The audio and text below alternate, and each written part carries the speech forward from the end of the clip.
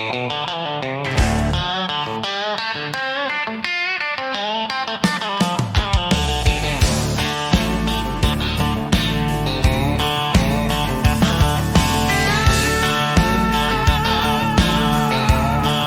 and welcome to another episode of Billy Watson TV. It is Halloween today, and that coincides with my 13th chat with Mike Williams, also known as Sage of Quay. I hope that is not a bad omen and we get attacked by internet bugs, viruses, or trolls. I'm sure it will be fine. Our last chat focused on the Beatles, but today, AB, we'll talk on the subject of Halloween as well as other topics that are in the zeitgeist these days. Welcome back to the show, my good friend, Mike Williams.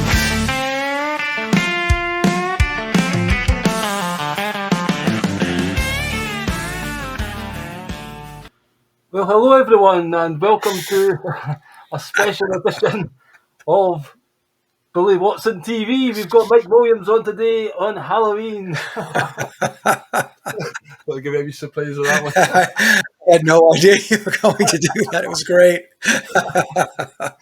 Well, I found this mask in the shop. I seen it. It was for £1, so I grabbed it a wee while ago because I was singing conspiracy songs in public, and I thought, how can I go into open mics? I was going to call myself Conspirator. You know how you get Skeletor? Yeah. Do that, but anyway, I thought I'd get my money's worth out of it somehow, so that was it. Because I was just talking to you before coming online there, just about today's Halloween. Yeah. And I'm a postman, so like even compared to last year, the amount of money that people are spending on all this Halloween stuff is like ridiculous. It's just every year it seems to go up a level. We're taking on the kind of Americanization because you guys kind of went into it more than we did in the past. It was more just a traditional looking for apples kind of thing. Like a small light thing. You go guising, we call it in Scotland, trick-or-treating, and you do a wee turn for somebody, you get a sweet. But, you know, you guys kind of pumped it up, and then we're taking that on now and spending, like, there's skeletons everywhere all around the town, and there's pumpkins, and, you know, because I've been, prior to the show, doing a little bit of research. I do it every year, kind of the origins of Halloween. I look into it a wee bit. And it's quite crazy, some of these traditions. Like, for instance, the pumpkin's head, that apparently symbolises a real head, because there was, like, druids in the past, and the origins of Halloween, and go down people's houses, and they would ask for sacrifices. And this is partly what you call a bonfire, was like a bonfire, because there'd be bones left in the end of it. And like Duking for Apples, they were threatening, you know, the people that got taken for the sacrifice. It says, we're not going to burn you alive in this Wicker Man effigy type thing. If you can get an apple out of this boiling liquid, so they put their face in and try and, you know, get an apple out first time. And if they'd done it, then they got spared, but they were probably deformed for life. And Yeah. you know, all these wee traditions that people think is fun has it comes from somewhere, and it's very dark and nefarious. So, you know, I've never been into it. I never got my son into all this Halloween stuff, but people, getting dressed up for Halloween, and that was like to kind of pretend you were like an evil spirit, so the spirits would leave you alone and would focus on other people, because the veil's thinned tonight, and I'm sure they're doing lots of satanic rituals in the underground bases or whatever. But, you know, just the whole Halloween thing, what's your thoughts on this and, the dark side of it, so to speak? Well, here in the United States, you're absolutely correct. It's over the top. Each year I see more and more decorations, and I realize that people think it's all in fun, but they're putting grave headstones on their property, skeletons.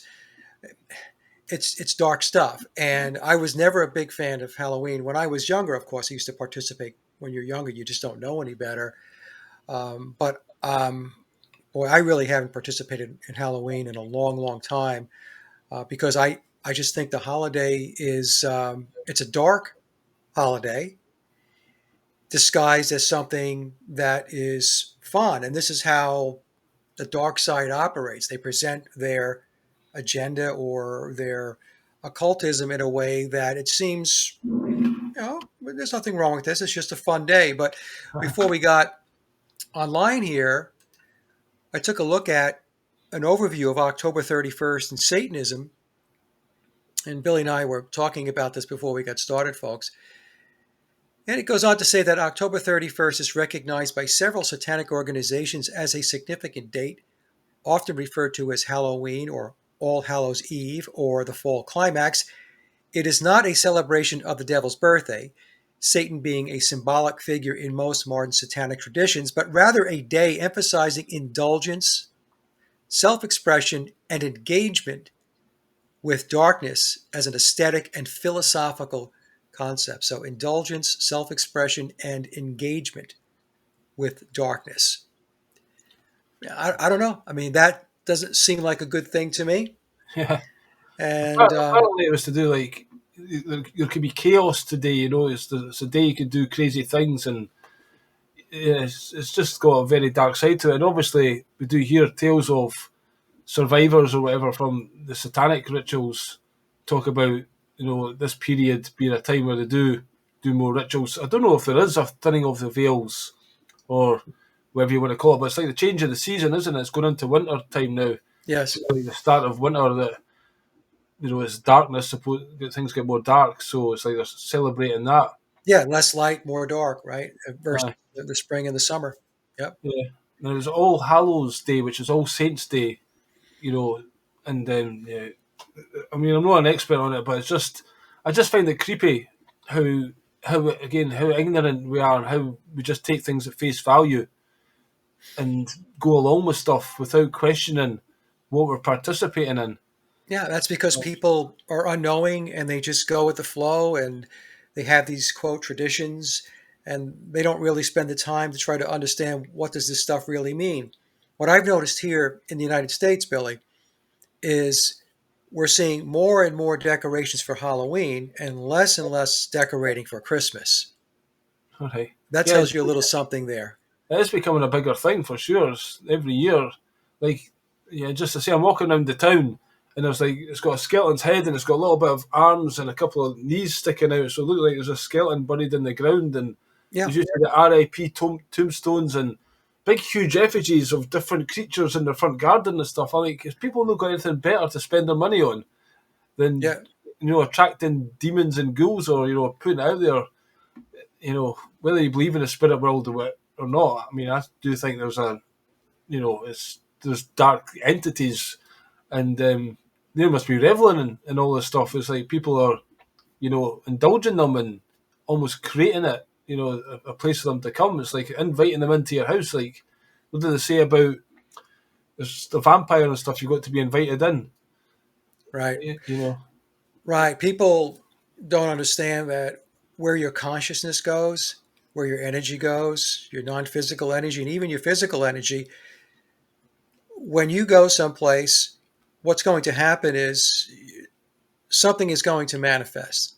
So if you're focusing on something a lot, and what the controllers do is they want to direct people's focus and their concentration. That would be their non physical energy. To areas where they want to manifest an outcome. So, Halloween is just indicative of where society is at in general today. I mean, the whole system is satanic. The whole Yeah. system is. It's just that people don't see it because they don't understand it. Some people talk about Christmas as well. Yeah, How much do you actually hear of supposedly Jesus? If you believe he existed or not, but Jesus is like a byproduct almost of Christmas. Maybe in a church somewhere it'll get mentioned, but in the main, people are, especially in the West, I guess, in the UK, I don't hear. It's all Santa, Satan basically, Satan Claus. yes, right. And it's all about consumerism.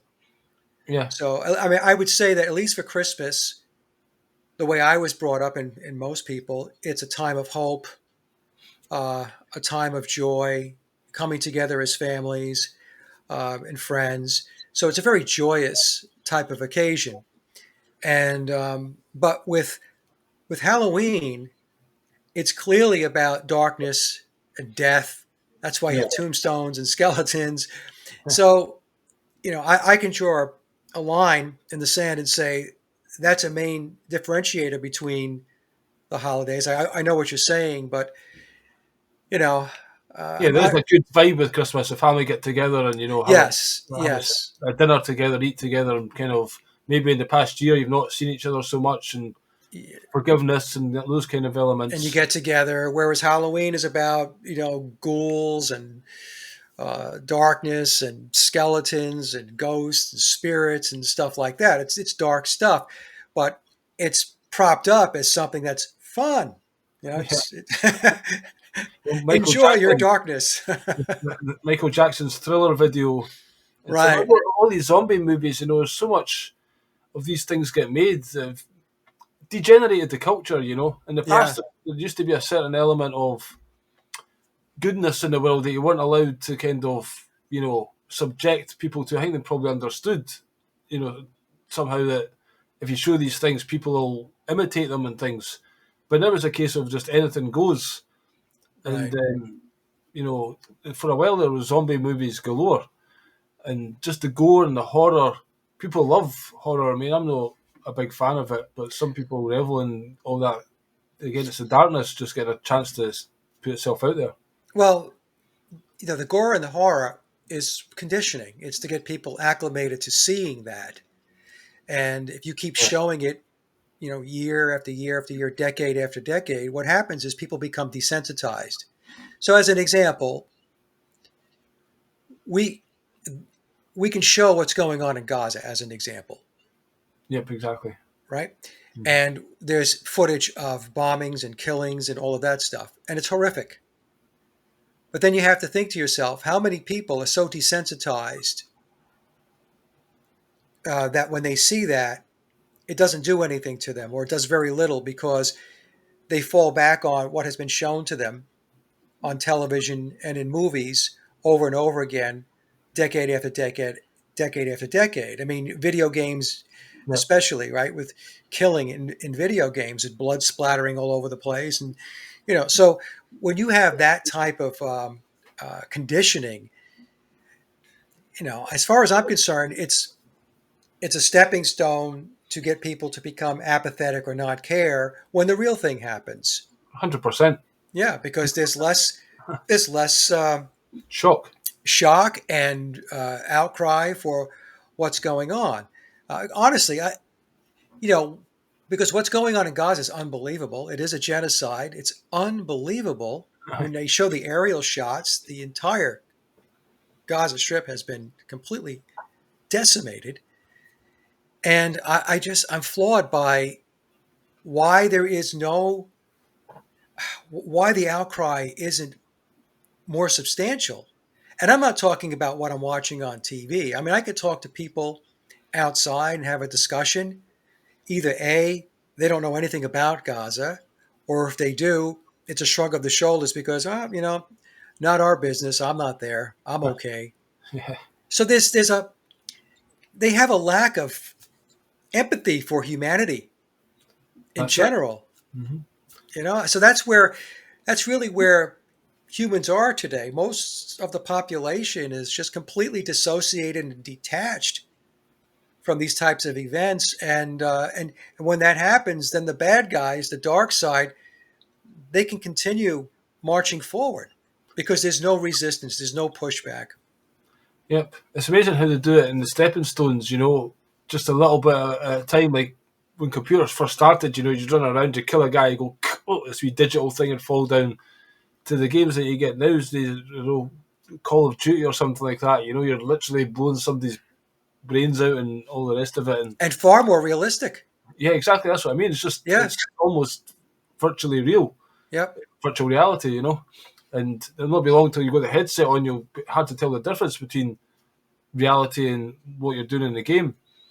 And In that's fact, the U.S. military and the CIA and all of the other alphabet agencies were heavily behind a lot of the video game um, companies as far as funding and getting them started because they were training grounds for future recruits right. Yeah, yeah, to do drone strikes and all of that. So, in other words, if you're a person who's operating a drone in some remote facility and you're desensitized to killing people, and that's the perfect candidate to have it sitting in a chair doing that. So, yeah. what would be the training? The training would be somebody that is very acclimated to playing all these games and seeing that over and over again, they become desensitized. So when they get in front of the screen and it's the real deal, they don't they don't equate it as the real deal. It's another video game Yeah, in their mind psychologically. yeah. Again, they're experts in just manipulating us, and I say they keep on saying who is this they? Again, Halloween. What is this? David Icke talks about the reptiles. Is there like a demonic race here Yes, masquerading as human beings? Are they literally reptiles? Or have they been possessed with these reptilian demons? Or because it definitely seems. I mean, I was watching something that talked about the 2030 agenda was kind of predicted a while ago, and they're aiming to get basically Lucifer named as God on the seat of humanity and have everyone under total control, whether that's digital ID with a microchip in them and, all that entails. By like 2030, that's their agenda. And to be out in the open, yeah, like, we are, and then maybe these reptilians will start showing themselves because I believe it could be something to do with there's a cloak, they've got some kind of cloak that we don't see them as they truly are. It's a bit crazy to think about that, but it does seem that way. I mean, even Netanyahu, or how's he talking to Trump? How are they giving him the time of day? you're right. All these guys masquerading with their shirt and tie on, the illusion that you're a good person, you're wearing a shirt and tie and a suit and you're well presented. It's just all bullshit. And there's Keir Starmer saying, oh, you will have a digital ID or you'll not get a job. Basically, you're going to starve or you're going to fucking take your programmable currency, which will then lead to programming every aspect of your life, Right. and you will be 100% slave.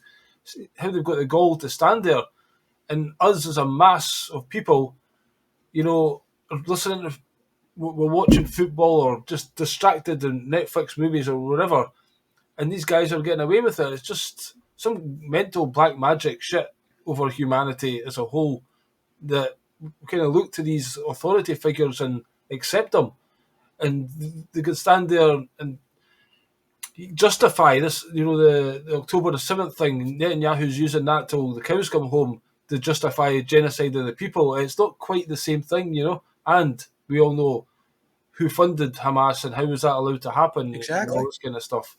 So it doesn't take much investigation, but most people, that's what gets me on a daily basis. You can't talk about these things because nobody's interested or they've just not got it in them. Is it the NPCs thing? Are the NPCs? Is this they created a massive clones that are just non-thinking, so they know they'll always have control over humanity? What's going on? Yeah, well, as a hypnotherapist, I was in practice, as you know, Billy, for 12 years. I was a master hypnotherapist, and I can tell you that the human mind is very programmable.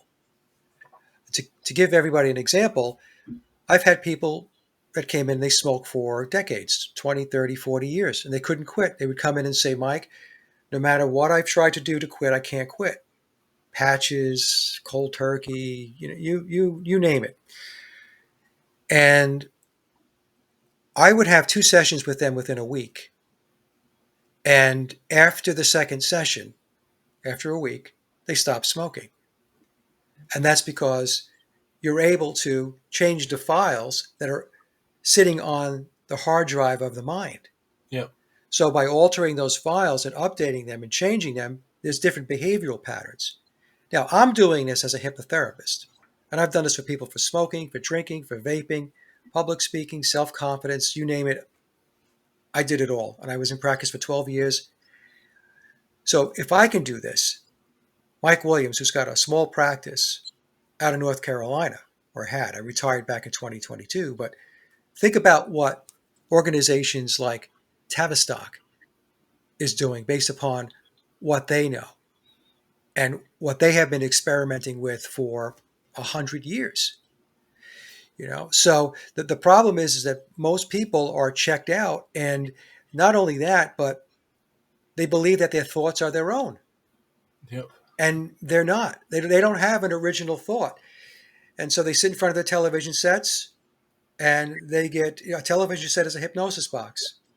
It puts you into an alpha wave frequency, and then repetition is The, is the, is. what drives people to change behavior. It was specifically designed to have that frequency. I think in the original TVs didn't have it, and then they took them off and then put them back on sale to specifically be attuned to the Yeah. human brains. So again, they know what they're doing. Live vision.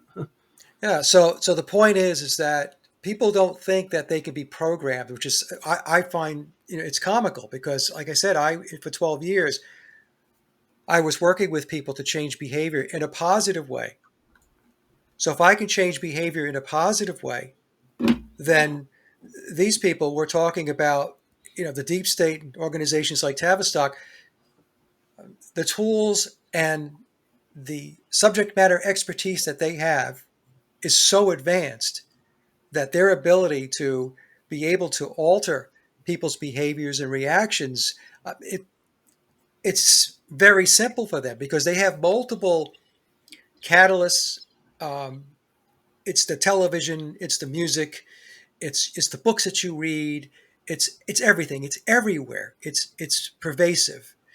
So, and going back to when you're talking about these non-human entities, I am in agreement with you, Billy. And I know that David Icke took a lot of flack for talking about reptilians and archons and all that stuff. But if we just go back to the Gnostic teachings and the Demiurge, I, to be honest with you, I give that whole school of thought, that whole theology, a lot of credence. There is something evil that is that has control of the reins at this point in time, and this is going to sound probably crazy to some people, but the demiurge back in the Sumerian uh, mythology would be Enlil, Right. and Enlil. The story goes that Enlil created humans to be essentially slaves to mine the gold. And whether somebody believes that or not, I mean, I'll leave that up to the audience.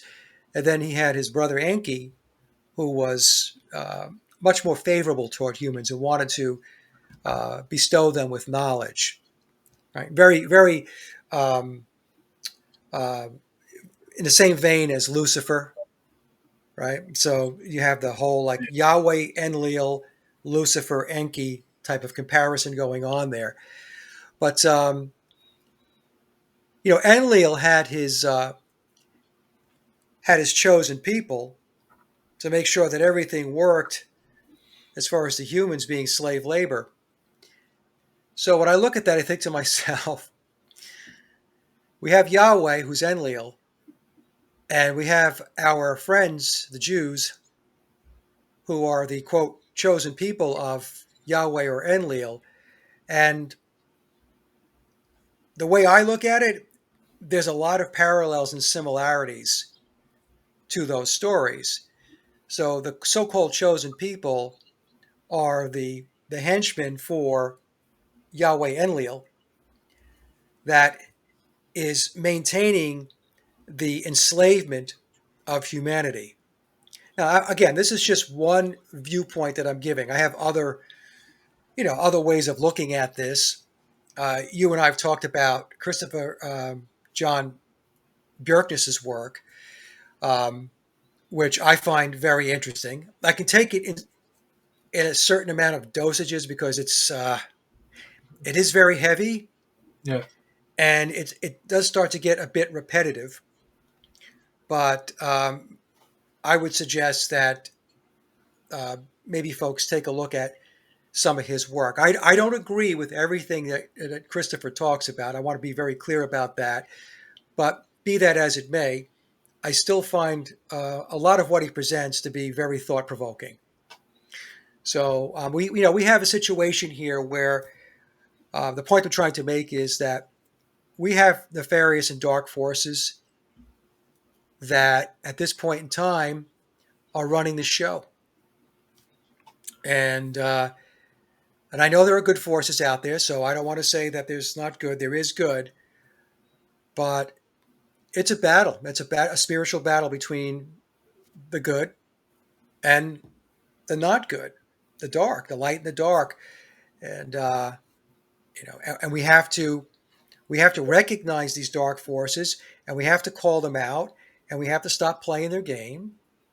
We have to stop interacting in their sandbox. They've built this sandbox, and everybody's playing in it, or most people are playing in it. And as long as that continues to happen, then not a whole lot's going to change. In fact, it's going to get worse because it goes back to what we were talking about before. There's no resistance. There's nobody pushing back. There's nobody saying, hey, we've got to stop this, except a small minority of people whose voices can easily be pushed out of the way by censoring them and not giving them platforms, Yeah. right? So anyway, I don't want to go on and on there, but I wanted just to comment on the fact that we have these dark forces, and and the Jewish control system, and that's part of that dark control system. Yeah. You mentioned the word nefarious there. I sent you a movie. I don't know if you downloaded it. The movie called Nefarious. Did you get that email? Yes, yes, I did. In fact, I think I saw that movie. That was a an independent movie, right? I'm not sure. Just I've seen somebody mention it on a kind of live stream, so I downloaded it and watched it. So I don't know the background of it, but I thought it was quite interesting. Yeah, yeah. Because when you sent it, I looked at it and I said, I think I watched that movie a couple of years back. It was So kind there's of a a guy. heavy movie. Yeah, there was a guy in a prison who was Yes, that's it. there, That's it. and he was Yep. Yep. basically there for lots of murders, Yeah. but he'd been possessed with a demon. Yeah. And this psychiatrist guy goes in to say, if he's mentally ill, then he can't be getting the death sentence. But if he's okay, then they can give it to him Yeah. because there's against the law to, kill somebody that's mentally ill. So this demon starts speaking to him and says, "Look, I'm a demon. And I want you to kill me because if we've done with the use of this body, this vessel. I'm going to keep living anyway." Right. So then the guy doesn't believe him. He's a demon and says, "I don't believe you." He says, "Well, if you don't believe me, then invite me into you." So okay, come on in, possess me. And he didn't do it, but he says a demon has patience. We'll get there eventually. But the demon, when he was talking, made an interesting little statement. He basically says, God created the world and everything in the whole universe. He is the ultimate. We're not the ultimate creator. But then he gave us free will. Hmm. But with that free will, it says, then you must follow me. You must do good. And then Right. that's why Lucifer rebelled. Say, well, hold on a minute. If you're giving us free will, but we have to follow you, then we're slaves to you. Right. So I don't then have free will. you don't have free will, no. Yeah. So it's like there's good and bad, but you must choose good. So that's like a dictatorship. So the whole philosophy of the demons was like follow Lucifer because of the ego and the pride, and we're all gods kind of thing. And there's a lot of that in the New Age. You get we are all gods, and maybe we're all part of God, but we're not exactly the Right. God. But yeah, I just thought it was quite an interesting movie, and it shows you how this guy occasionally the demon would leave him, and the guy would be like, oh no, what's going on here, and almost embarrassed to be in jail, and he didn't really, it wasn't him, but he'd done some things that had allowed this demon to enter him. Right. So ultimately, it was him. But it's just the idea of possession to that level, and again, when I see the leaders, so-called leaders, on TV, you just get a very uneasy feeling whether reptilian or demonic, Yeah. because again, probably normal humans have been taken into the fraternity or whatever by doing even the basic opening Freemasonic ritual. Right. When they put the blindfold on and stuff like that and swear an oath. So yeah, I thought that was quite interesting. Somebody today mentioned Peter Thiel, the guy I Yep. think it's with PayPal. That's like an anagram of the reptile. Yeah. Yeah. Him and the guy from Palantir. What's his name? Alex Karp. Yeah. That he's a psychopath. That guy's a psychopath. And every time I see an interview with that guy, the guy just completely creeps me out. Obviously, he has absolutely zero empathy for humanity. And what's really scary about it is that Trump essentially handed the country's management of data Yeah. and surveillance over to Palantir. So it's what people really, really, especially the whole MAGA group. I mean, I know there's cracks in the base now because people are trying to figure out what the heck is going on in Gaza. Why is that being allowed to happen? Because there are people with a conscience. And also, why does Israel have so much control over the United States? Which, in a Well, way, it's kind of funny because you and I have been talking about this for many years. I told people years and years and years and years ago that this country was commandeered, that it was well, occupied. I've been listening to somebody recently who kind of says, that Israel is actually controlled by America. That's America in the Middle East, but they're making it seem like Israel are controlling it. So when they want to do some genocidal or, anti-human agenda, they can get Israel to do it and blame it on the Jews, almost kind of thing, and use them as a patsy. Yeah. Actually, they are ultimately, just an annex of America, and once they've got the land there, whatever that they need, they can kind of almost kill Israel off once it's served its purpose, because it's going on to like a more can they not it's not the American empire, it's getting almost assimilated. The dollar's going to die, Hmm. and it'll just collapse the superpower that is America, because China's quite strong. And you know this goes back, there's this guy Simon Dixon. My friend started telling me about Bitcoin, and this Simon Dixon's like a guy in the UK who talks about it, but he's also an amazing history knowledge. And he talks about the founding of the Federal Reserve and the creature at Jekyll Island, that Hmm. kind of story, how the bankers got together and formed a cabal, really. And, now they're using this fiat currency, which is like a Ponzi scheme, Yep. and it's ran its course. It's a bubble that's about to burst. So China was sick of getting oppressed, and it kind of set up its own thing, where now countries are going to China rather than the dollar, but they were trying to force this dollar issue. This is why Saddam and Gaddafi and stuff were killed. They were trying to go against that. Right. And now their solution to the whole fiat currency bubble that's bursting is the digital ID. And that's why this guy's recommending Bitcoin, because it's a programmable money, but again, you can't fix it because it's open source and Right. everyone can see it, whereas they can print money out of thin air in the fiat currency world. So, yeah, basically, again, he explained this whole thing with regard to what's going to happen to America and this digital ID. That's the reason for it. It's really the bankers. And he said back in the day there was like the Italian mafia and the Jewish mafia was part of this Jekyll Island thing. Yeah. They're criminals. And in the movies, you'll only get the Italian, Yeah. the God, was it Godfather and stuff like that, or Yeah. whoever they are. But because they keep that one, the Jewish side of it, hidden. And now you're anti-Semitic, of course, if you even mention that. And again, we're not talking about all Jews. There's a particular group of people, within that, entity, but the bankers themselves. So I think, and then he talks about Trump and Keir Starmer and all these people. When you see what they're doing, like handing these details to Palder, they're 100% working for the bankers. Absolutely. And that's basically what we need to think about, is like starting our own currency or using Bitcoin if that's the. He seems to think that's the perfect. He says it's a lifeboat almost to having a future, because if you get on that and start trading in Bitcoin and you build it up, everyone else is going to get put on a universal basic income Yeah. and be like 100% slaves in the 15-minute cities, etc. Hmm. So it's quite an interesting guy to listen to. Well, I have a different perspective. First of all, going back to your comment about Israel and the United States, to me, it's indistinguishable. Yeah. So when I talk about Israel, I'm pulling in the power structure within the United States as well. When I talk about the United States power structure, that's completely attached to the Israel I power don't, structure. I It's don't think indistinguishable. all these politicians in America, like, they always, the first question, do you support Israel? Is like, why are you picking Yes, Israel? It's like, yes, what the fuck's going on? Why is there a special relationship? You know? right, right. So to me, um, saying it's Israel, you know, it's like I said, it's just it's the control system, and the control system doesn't just reside in Israel. The Right. United States is completely commandeered and occupied, and it has been for a very long time, very long time.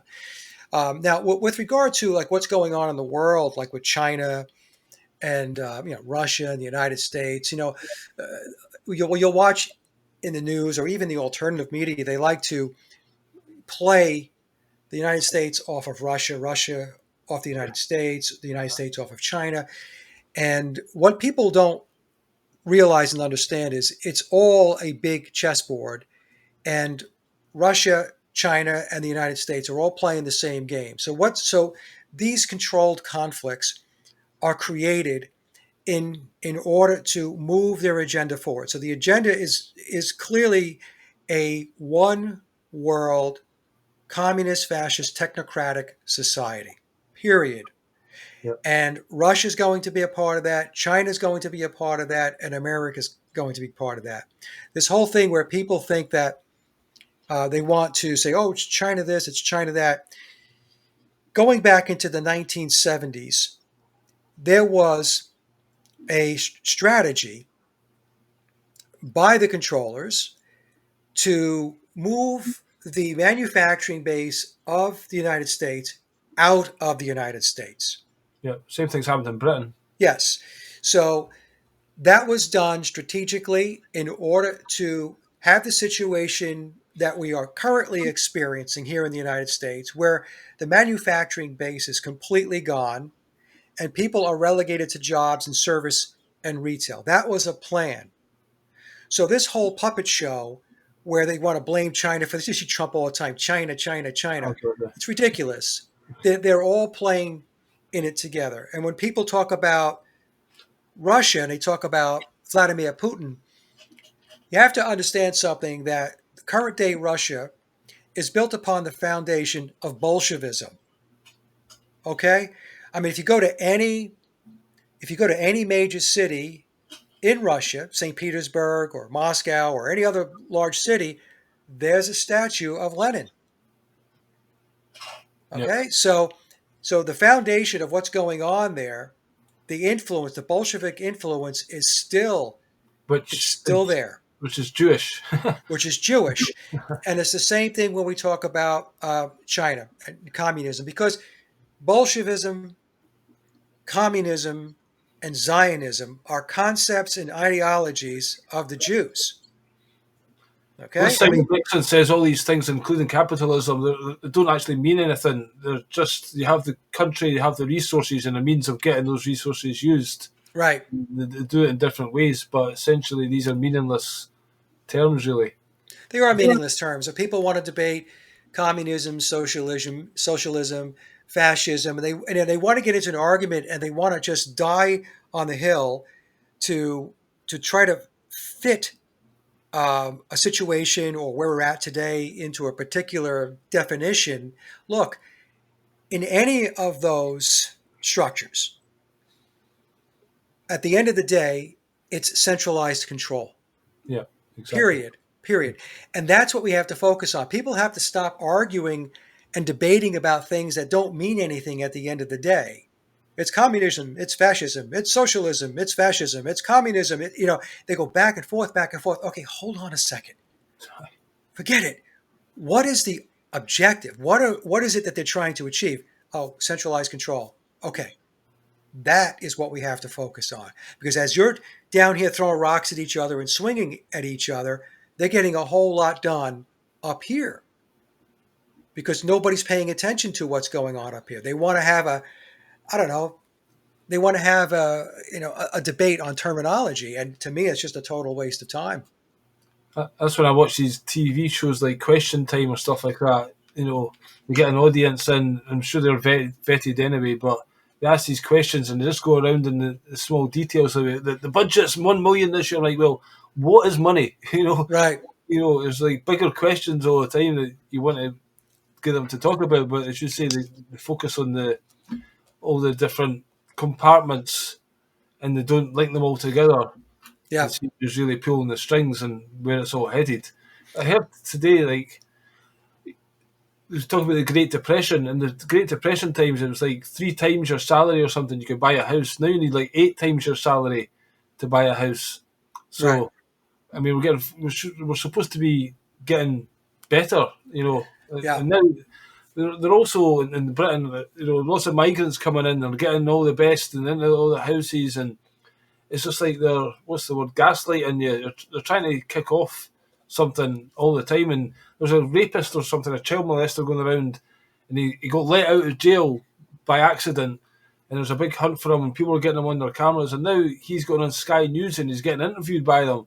This is a guy, you know what I mean? It's just totally flaming fans of this Yep. division and all the rest of it, just to keep us all again fighting with each other and Oh, instead of that's point the thing. blank. Have us pointing fingers at each other, yelling at each other, throwing rocks at each other. Again, as we're doing that, a whole lot of work is getting done up here. I just wanted to mention one thing, two things. When you talked about inflation, a lot of people don't realize that, well, inflation means that there's higher prices. Well, the higher prices are a reflection of the fact that your money is worth less. Yes, go. So right, your money, the dollar is worth less. That's what inflation really is. Yep. It has lost its value. So that creates a situation where bread, like I went to the store yesterday and I picked up a couple of groceries and I walked out, it was $100 bill, Billy, just to buy, some of the necessities, some milk, some bread, I had to buy some tomatoes, some tuna fish or whatever. And it's unbelievable.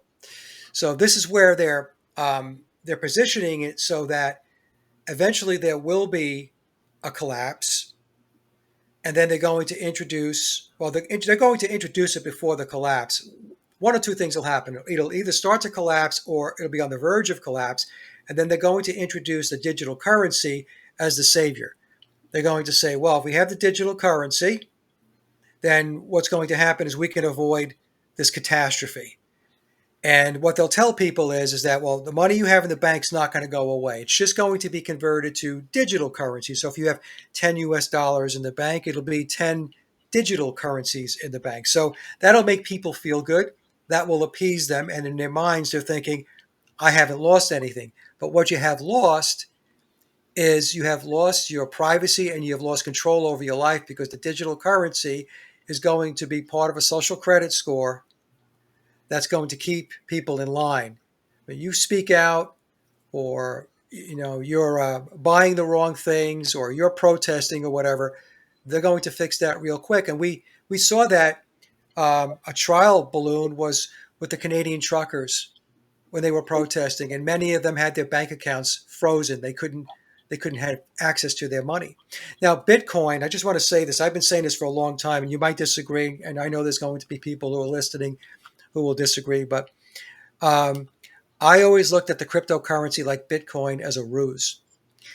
And here's the reason why. In my mind, there is absolutely zero possibility that the controllers, let's just talk about the international bankers, are going to allow a system to do an end run around them. They control the money supply. And they've controlled the money supply for a very, very long time. Not even forget about the creation of the Federal Reserve. I'm talking about going back into hundreds of years ago. We talk about the Jewish Radnites, the merchants, back during, I think it was the 1500s.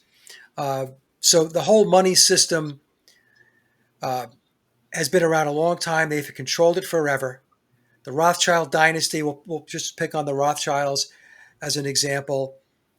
If people think that the digital currencies that are out there, like Bitcoin and the cryptos, are an actual end run around the system, no. The system actually introduced it into the narrative, and they put it into play. And the reason why they did that was to get people acclimated to this whole digital currency discussion.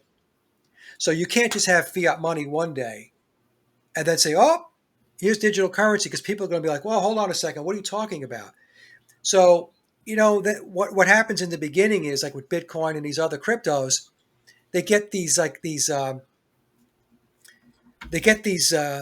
big names to pump it up in the beginning, and by pumping it up, especially in the beginning, they make a lot of money. So they're getting rewarded for promoting it.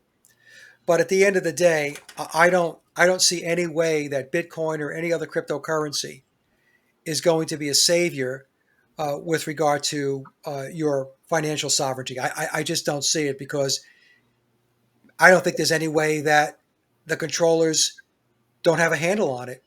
I just don't see it. That's my perspective. And I know as people who are big time into Bitcoin and crypto right now are screaming and yelling at me through their monitor, but I don't know. I mean, we'll see whether I'm proven right or wrong within the next couple of years because digital currency, I think, is going to be here by 2030. Well, the first thing is, I was going to say that is like we talk about money, fiat currency. Yes, you go to the ATM and get the bank, but they're making it so much more convenient. Yes. But it's like card everywhere, card, and Yep. I was in Turkey recently, and their money's inflated a lot, but they're keeping the highest bill at like 200 lira, which is nothing. So people who want to buy anything remotely substantial, like $100 worth, they need a pile of notes like this. Yeah. So it's just not convenient and practical. So again, it gets people used to that. Yeah. It's Just using convenient. it. Yeah. Yeah. So Convenience generates um, basically complicity. You comply.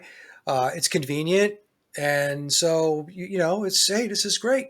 Now, it would be great if there wasn't a nefarious agenda behind it. I'm all for making things simple, but make it simple and good for the yeah, population, right? But that's not what they're doing. definitely not. No, not at all. Yeah, Well, and even the Keir thing with Starmer.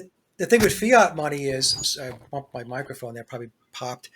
Um, is it's kept afloat. People will say, well, there's nothing backing fiat currency. And that's true. That's true from the standpoint that it's not backed by gold or silver or anything like that. But it is backed by consumerism.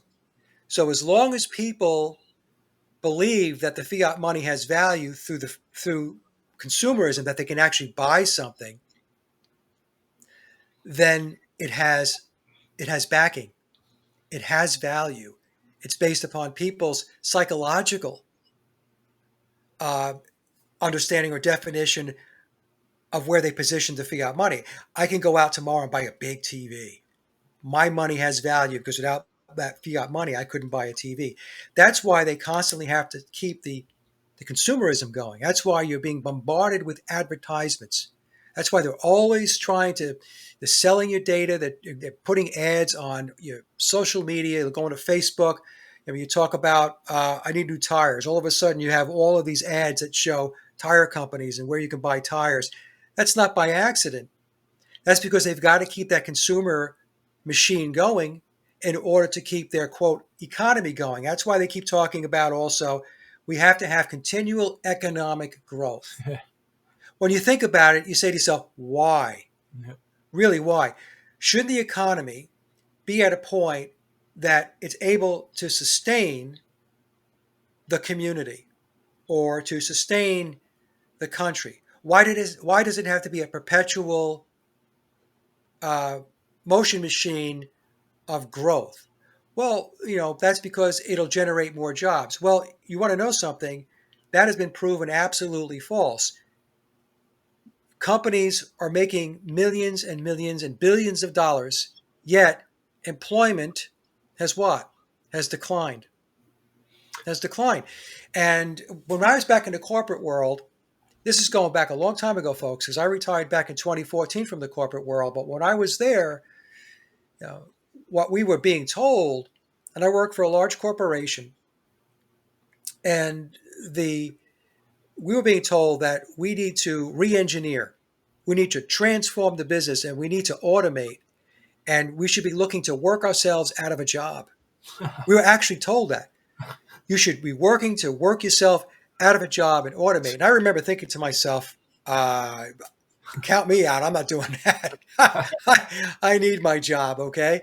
But this is where they have been going for a very long time. I remember, back in the days when I was in the corporate world, uh, we would be in planning sessions, and clearly, what was happening at the time was they were expanding to ensure that the business was international. In other words, it didn't have a nationalist affinity. It wasn't a U.S. company. It might be a U.S. company from maybe where it's chartered, but as far as how it operates, no boundaries. So and pushing to manufacture products in countries where they were low cost. So this was going on. Seriously, folks, this was going on 25 years ago. I remember these discussions taking place. This was 25 years ago. So what we're seeing today is not something that has just transpired. It's not decisions that were made yesterday. This has been in process for a very, very long time. It's been very incremental and very methodical. And so what we're experiencing today is a result of all of that table setting and all of that execution of the strategy over decades. Yep, and then just recently, Amazon, they announced that they're going to get rid of 60,000 workforce or whatever and replace them with these AI robots. Robots. Yep. Yeah. So imagine, I mean, they've already talked about so many jobs are going to get taken away with AI, Yes. which makes me think. You talked about the Demiurge, the guy. I forget his name, Kenny, I think his name was. He does the Pineal Foundation. He made a video recently. Oh, okay. Yes. Yes.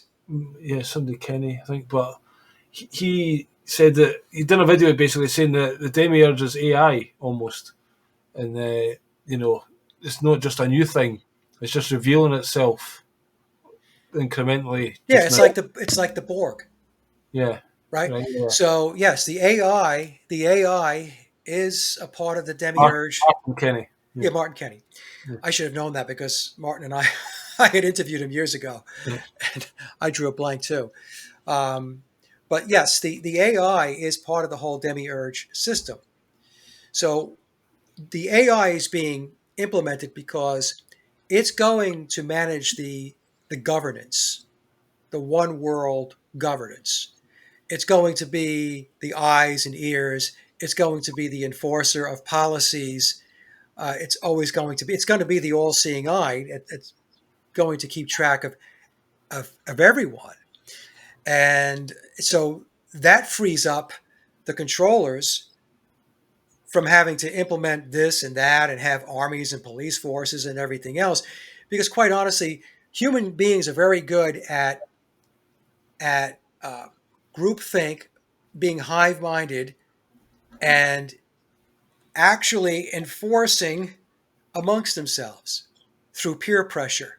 And we Yeah. saw that with the whole COVID thing. Hmm. So, like you and I know this, we talked about this before. If you didn't wear a mask, all the masktards were coming at us, trying to insult us and pressure us. Why don't you have a mask on? Why don't you this? Why don't you that?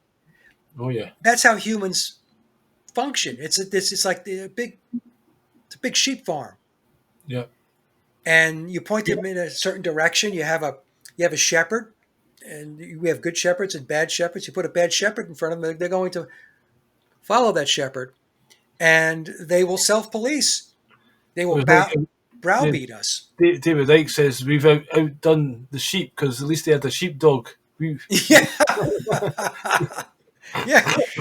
It's really sad. It really is. My daughter, she's very much awake, and she is incredibly knowledgeable on the whole area of vaccines. And she does her own piece of work in that area. She's mostly on Instagram, and she does some of the work on X as well, as far as posting and stuff like that.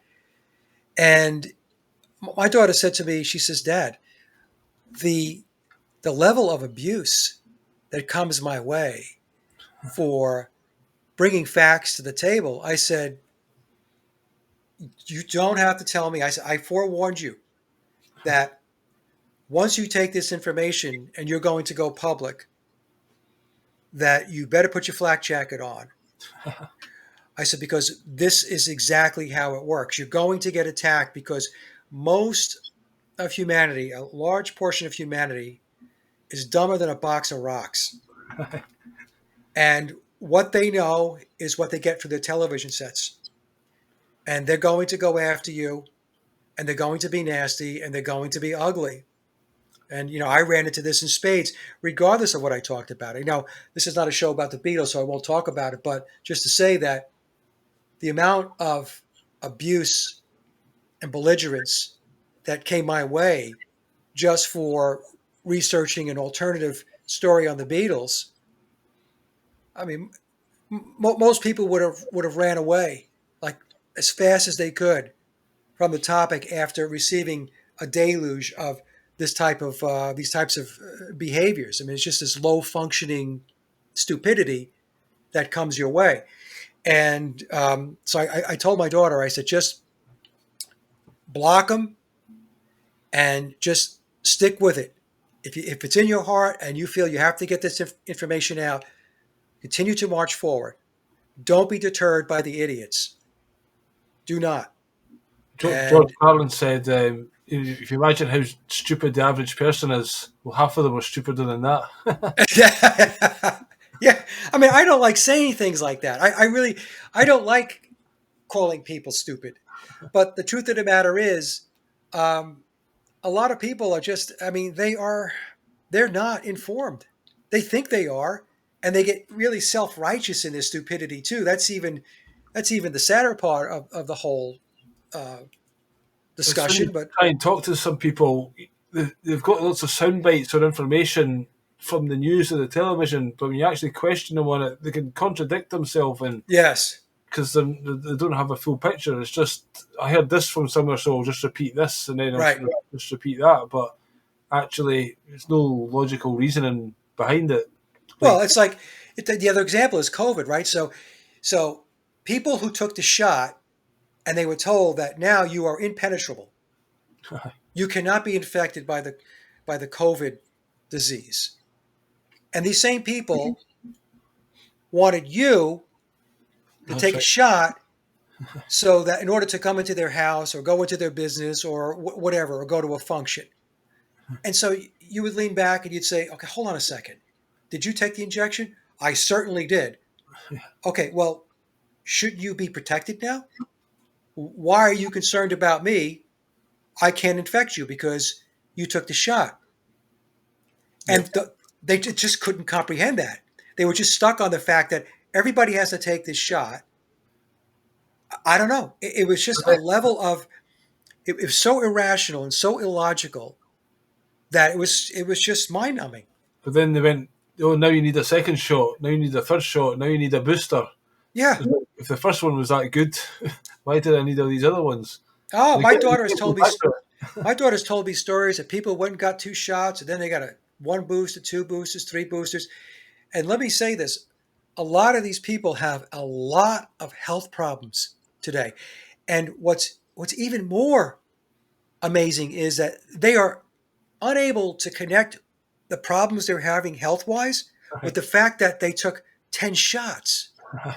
It has nothing to do with that. It's got to be something else. It can. So when you say to them, well, how many shots and boosters did you have? Okay. Do you think maybe that might be the reason why you've got a heart problem or you have a pulmonary issue or you have a neurological issues or why you have a blood clot? No, no, that's not the reason. And you look at them, you're like, what the fuck is wrong with you? Yep, that was my stepdad, who we talked about last time. Basically, just the NHS was still amazing as he took his last breath. Yeah, You just wonder about all these conditions that people have or are going to get. If this is part of, we're bringing the AI in to do lots of jobs, if there's going to be some kind of mass event where lots of people are going to die suddenly, and it's, oh no, COVID's back, and then you need another injection yeah. because everyone's falling down, dying, and what is in store. But certainly, a lot of people's lifespan have been definitely dramatically reduced, and we're waiting for to A see the lot of full people picture. got very sick, Billy. A lot, and the thing is, we'll never know those numbers because the numbers are buried, they're suppressed. A lot of people have died from those shots, and we will never know the real number. Yep. We'll never know it.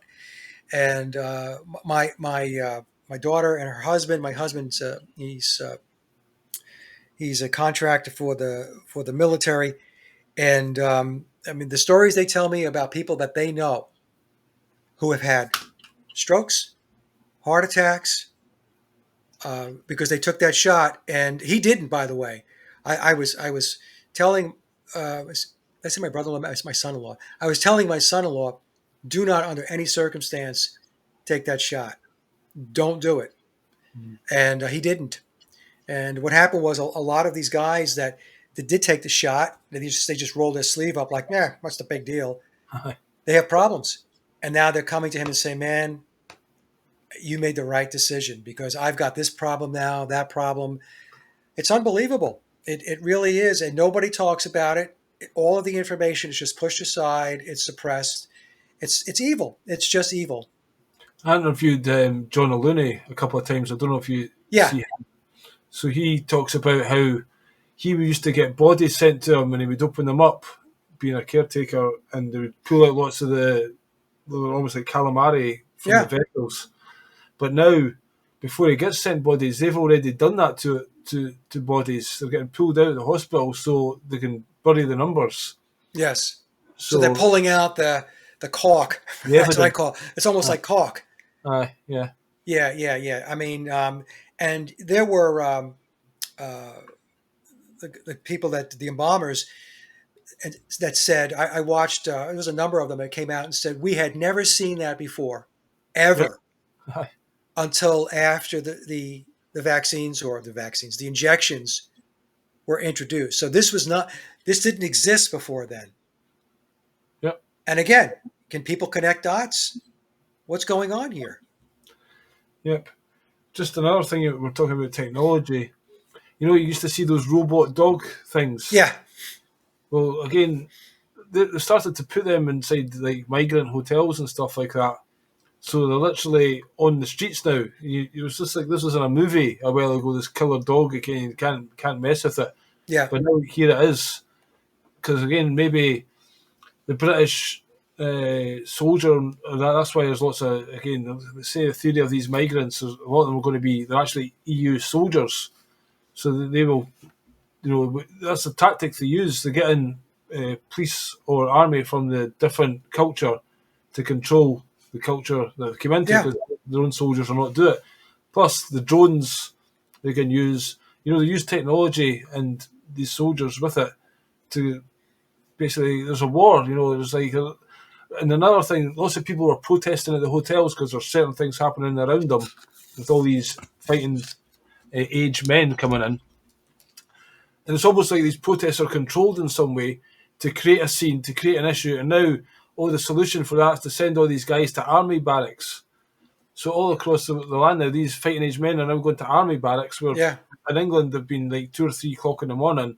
They're all doing these, they call practicing whatever they're doing, marches or rituals, not the word, but some training. yeah. Training, yeah, And yeah, so again, what is actually going on here? And Keir Starmer, and people think the government is to blame for this, but it's not. There's like other forces that are way above these guys. oh yeah, And there's a big operation going on, and it's like we're getting invaded, and the army's getting set up, and they're getting trained. They've already got trained in Antalya in Turkey. That's where a lot of training went on. And they're coming in here with dossiers, like there's your mobile phone, there's your money, there's your ATM cards. Why are they getting that? It's not because, for free. It's probably because they're getting paid. yeah, And for when the time comes where maybe, again, all this technology, some people say the lampposts, the guy interviewed Mark Steele, are actually weapons. And then they've changed all the lighting on the lampposts as well. You used to get these incandescent bulbs. yeah, Now these LEDs that are flashing, that's all a war on us as well. yeah, But they've also got hidden technology that can maybe zap individuals in the street. Again, if they've got these heavy metals in them, will they just get ramped up? The 5G get ramped up, people start to get more ill. Oh, we need the military on the streets. We've got the WHO pandemic thing here. Oh, right, everyone needs to get vaccinated. You've got your digital currency with your BRIC card, and then if your vaccines are not up to date, then you lose this, you lose that. And then you don't need to even imagine that. If you look in China, it's actually happening. People drop litter in the street, yeah, and they lose access to whatever, the swimming pool that week or whatever. It's like conditional. And lots of the Chinese or the people running it say this is good, it's training humans to Yeah. behave well, It's training. but it's like your Pavlov's dog or whatever, it's like, See, the way you get people to behave or to operate in a decent way is to ensure that there are extremely high standards in society, education, culture, right? mhm. That's how you develop a a society that is has high IQ. Proper education as well, not this No, indoctrination. I So, mean, I mean real education, proper education, right? That's what I'm talking about, and step up the standard. See, what they did was, as an example, many years ago there was art, yep, actual artwork, and people would have to travel to go to a museum or to an exhibit to see actual art by somebody who was very talented in art. What they then did was they took that away because they don't want people to be cultured, and they exchanged real genuine art for entertainment. So what became art now, right, is a movie, a film, right, or some modern art which was created by the CIA as a mind fuck to see how people would acclimate to that. So what the CIA did, some guy wrote in my comment section, "Oh, that's not true." I'm like, dude, it's been revealed now. It's in the mainstream narrative that the CIA was behind, at least here in the United States, behind the introduction of modern art in society, all these abstract types of. even if you look at Andy Warhol, you know, Yes. pop art, and there's a tin of bean, a can of soup or whatever, Yeah. but it wasn't proper art. You know No, what I it's mean? not art. So, but they lowered the standards like you wouldn't Yeah, believe, and so then entertainment became art. Oh, it's an art form. yeah. It's what they just dumbed everything down. So people are no longer looking at sculptures, really masterful types of paintings or anything like that. Their sense of an art form is to go to Netflix and watch a really good movie. I really enjoyed that movie. That was one great piece of art, that film was. Yeah. And then we were talking about before about the troops. Here in the United States, we got Trump. He was on this thing where there was a decision by the Supreme Court, thank God, that put the brakes on it. But he was putting the National Guard in the Is this, streets in order to fight crime. is this ICE? Yeah, well, ICE, yes, you got and now when you go on YouTube, there's commercials for ICE What is that in ICE? recruiting. I thought that was the National Guard, no? Is that No, the same? ICE is the immigration All right. enforcement. All right. Okay, Is that what they were? Right. Okay. National Guard is supposed to be the Yeah. military arm, if you They went. will, of They the went. state. They went into Washington first. The Yes, Washington. Washington, the 10 mile radius, and people say that was like a trial because again, that's a Yeah, country within a country, and they could do yes, it there. And then they tried it in Chicago. Was that the next one? yeah, Chicago. Yeah, And then yeah, how did that pan out? Because again, they're saying that people in Washington were saying because all the crackheads or whatever on the street, they were cleaning them up. So yeah. the people were saying it was getting better. But yeah, I mean, to me, it was just a way to bring in the whole National Guard all across the country. It wasn't getting better. It was what it was it's acclimation. It's to get people acclimated to seeing Yeah, true. troops in full combat gear or SWAT gear Right. on your streets Right. and with holding automatic weapons and all of that stuff. And that's what it's all about. They're not interested in fighting crime. I No. mean, they're not interested in making you safe. They don't give a shit about you or me or anybody else. It's all about it's all psychological warfare. It's to get your head in a space where you are accepting what it is that they are rolling out. Yep, I totally agree with that. And I'm good to hear. I'm glad to hear that it got stopped because I just thought they were going to roll that out one after another. Yeah. Yeah. So that's good. Uh, yeah, there's another thing you mentioned X and your daughter on that. Somebody else I heard say you get freedom of speech on X or that social media, but you don't get freedom of reach. And again, there's lots of police turning up at doors at 2 or 3 o'clock in the morning and saying you posted this on Facebook and Yeah. stuff, which is outrageous. But they're saying that's a way we're actually building up our social credit score as we speak, and that's what X is and Elon Musk, because he bought that with money he borrowed from the banks, and as soon as you borrow from the banks, there's terms and conditions. Yeah. So he is in their pocket, and he's allowed to let all this free speech out there, so-called free speech. I'm sure there's still, sandboxing and all the rest of it, and people not getting stuff posted, but to a certain extent, so that people give themselves away. Like, this is who I am, and telling the internet. And obviously, we're doing it big time, but everyone's kind of building up this future social credit score, so they get a profile of us all. X is a massive, massive surveillance collection website. That's what it is. It is collecting data every which way from Sunday. Elon Musk is not a good guy. Elon Musk is not for free speech. What's happening is they're allowing what they're allowing on X so that they can categorize people. Yep. So if they suppress speech, then what happens is you're only going to get a subset of people that you can actually tag and put them in a bucket and say, well, these people belong over here, these people over there. Open it up and say, oh, you've got free speech. You can say whatever you want.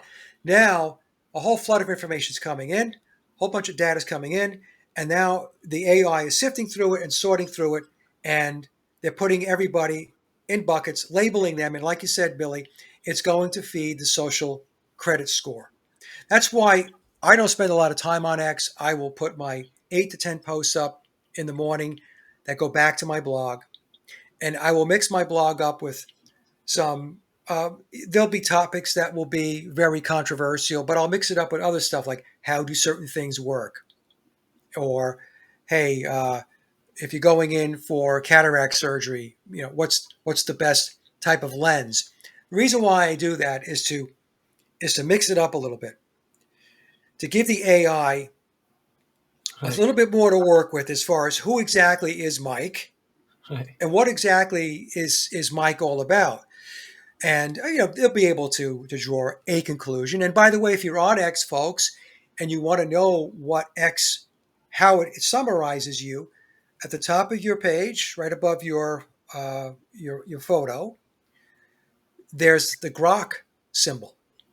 Just click it, and what'll happen is Grok will give you its summary of what you're all about based upon what you post. Interesting. See that? And so I was letting my brother know this too. He's on X. I said, look, if you're going to major in one thing and you're going to be very hard hitting, okay, don't think for 1 second that information is not going someplace. So I'm not saying not to post. What I'm saying is make it a little more difficult by mixing it up a little bit. Yeah. That's why I don't on X. I don't, Billy. I don't know if you've noticed this. I don't do a lot of interacting. I don't respond to a lot of comments. If people make comments, I might say thank you. Or if they ask for some information, I might post a link to another one of my videos. That's it. I try to keep the level of information to a minimum as far as my interaction goes, because I know exactly what's going on with X. Yep. Elon Musk, by the way, I had this conversation with a family member, like, "Oh, Elon Musk is such a genius." And he's not. No. He's a clown. Okay, he's another front man, a veneer for the machine behind the curtain. Yep. Okay, so don't think any of these guys are actually these Silicon Valley quote geniuses are actually geniuses. They're not. They have been placed in these positions. They're paid very well to play a part. They're playing a role. They are a character. Well, even the logo, first of all, of X is hex as well. Yes, And he's not designing that, but that would have had a specific design based it's on also X, Osiris Risen. right. That's what I You know, mean. There's yeah, there's meaning behind it, and also Grok is like plainly Saturn. it's Saturn. Yeah, So it's just unreal how they'll put these symbols out there. Obviously, they mean something to them, so they're going to yeah, use them. yeah. I mean, it's the Saturn cult, and they're heavily into the cult of Saturn. And I put a couple of videos up on my blog about the Saturn cult. And, you know, Saturn's all about time, containment, control, discipline, right? These are all things that have been imposed upon us, Yeah. right? Elon Musk recently he started to do some posts. He's jumped on like Andrew Tate's a great guy, or Keir Starmer in Britain. You know what's going on. You just need to stand up and start rioting. Just now, he's like when he first got it, he was like saying, "I'm not going to be political," Yeah. but now he's just wailing in there and like trying to almost stir up civil war. Yeah. And who's the other one? Tommy Robinson. He's another. Don't know if Oh, you've heard of him, but he's a total shill. yeah. And He's he, a tool. He's aye, a Zionist tool. And even Trump, aye, back in July of 2024, when he had the Butler, PA assassination attempt, right, which I called a complete staged event. yeah. I mean, I was talking to a guy who believed it, and I was like, he got his ear shot. I was like, he just ducked down, somebody nicked his ear, and he popped back up again. And It's 2 weeks later, Netanyahu was at at the uh, was where Mar-a-Lago, his joint down in Florida, right? uh-huh, And there's no bandage on Trump's ear after 2 weeks. Look, no scar, no scab, no anything, right? See, the whole thing was a yeah, staged event. It was a hoax. But I called it then that he was selected to take on his second term. So he was in. I knew it back in July of 2024. It was a done deal because he was the 45th president. That's 9, and he would be the 47th. That's 11. He's a 9/11 event. And I told everybody back in my July 2024 um, editorial, my commentary video, that his job was to lead the MAGA community into the technocratic agenda, into 2030. Trump is going to lead them into 2030. And that's exactly what's happening. I mean, he's supposed to be America first. There's no America first with Trump. He's in bed with all like Larry Ellison and Peter Thiel and all of these other technocrats, and uh, you know he's not even apologetic about it. this is the thing. It's just that's because he's different. He plays by different rules. I'm Trump. He actually swore in the White House, I think, a couple of weeks ago. Yeah, And yeah. JD Vance is like, oh my god, looking at him like this, and hey, I'm JD. Trump, I'm renegade, man. I'll do what I want. It's like I can't stand him. He makes me sick. JD Vance is another hoax. He's been completely set up. He was tied into Peter Thiel. Aye. It's the whole thing. The whole thing is a clown show. It's a charade. Um, these people are not who they pretend to be, as far as what they're saying they're responsible for, and what they sworn to do, as far as being in the positions they're in, whether they be president, vice president, or whatever it may be. They are there to push this one world, fascist, communist, technocratic agenda. That's what they're there for. And unfortunately, they're succeeding. It's when Trump gets the book to sign. What am I signing today? Oh yeah, I'm making the decision. I'm giving all the data to Palantir, because this is for the good of the country. And they've got the brazenness to stand there Yeah. and to put all this forward as if they're the guy behind it, and this is for your good, and give me a round of applause now, please, people. It's like fuck off, you fucking evil cunt. Well, and people don't even realize, Billy, that he's doing everything by executive order, which is by decree. You might this is dictator stuff. This is tyrannical. Yeah. The United States Congress has been relegated to I don't even know why show up for work. Why? Because nothing is going on in the legislature. Everything is being decreed top down from the executive branch. So, and you got the knuckleheads in the MAGA movement that just eat, breathe, and shit Trump. And they think, well, I'm glad it's going this way because otherwise nothing would get done. They don't realize that you don't understand, stupid. If he's doing it, the next guy that's going in is going to do it. And the next guy, you may not be your guy, and then you're going to be like, this shouldn't be allowed. Well, hold on a second now. It was perfectly okay when he did it. And now you got a bone to pick because the guy you didn't vote for or the guy that the next guy that they selected to sit in the Oval Office, who you don't like, is doing it. See, people can't put anything into perspective. They can't understand at a higher level what the fuck is going on. Everything is at this low level, you know, way of looking at things and Yeah. interpreting things. It's like my team versus your team, red team versus blue team. Yeah. It's just absolutely insane. It is. It's frustratingly and goddamn annoying to watch it play out. And Yeah. because we always thought, America, they've got the guns and, patriotism, and there'll come a time when they will stand up against the tyrannical, and then, Trump gets in and then he basically does the COVID thing and everyone gets vaccinated and then he gets a second term, but he's just tried to kill everyone. And they Right. still hold him in high regard for that. And he even says, oh, these people, we saved a lot of lives during Yes. the COVID. They still claim that as a victory. Yeah. It's like, fucking hell. And he cut some kind of deal. He cut some kind of deal. Trump RX with Pfizer. Did you hear about this? No. I Oh, just yeah. yeah. Yeah. There's some kind of deal that he cut with Pfizer. So he's totally in bed with the pharmaceutical companies. He's never apologized for the Gosh. debacle of COVID and how many people were injured and died because of it. He makes up numbers as far as how many people were saved. It's a complete farce. It's a total farce. But large segments of the population, they believe him. They take It's it to the like bank. another thing I learned recently was AstraZeneca in Latin means road to death. Is that right? Yeah, yeah, great. Why does that not surprise me? And even Trump's whole take with Gaza is going to be the Uh, Riviera of the Middle East. I'm like, what is what is wrong with you? but that's justifying the mass slaughter of many people and moving them out of their homeland. Yeah, And yeah. I then mean, apparently they're going to build like a digital, like a smart city type thing going on there. Just the same as recently they announced Jamaica and Kingston was going to be a smart city, and now they've got some geoengineering to flatten that yeah, quite yeah. conveniently.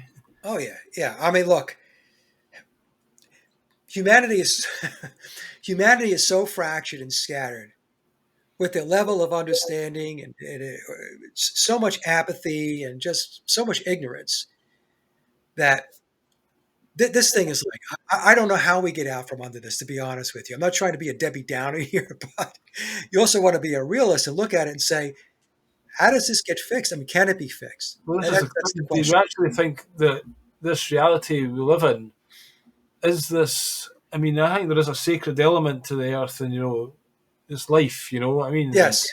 there's goodness here, but it seems to be is there cycles of we hit a peak of consciousness, and it's just like it has to come down a while, and some people talk about Satan's season or something like that. Yeah.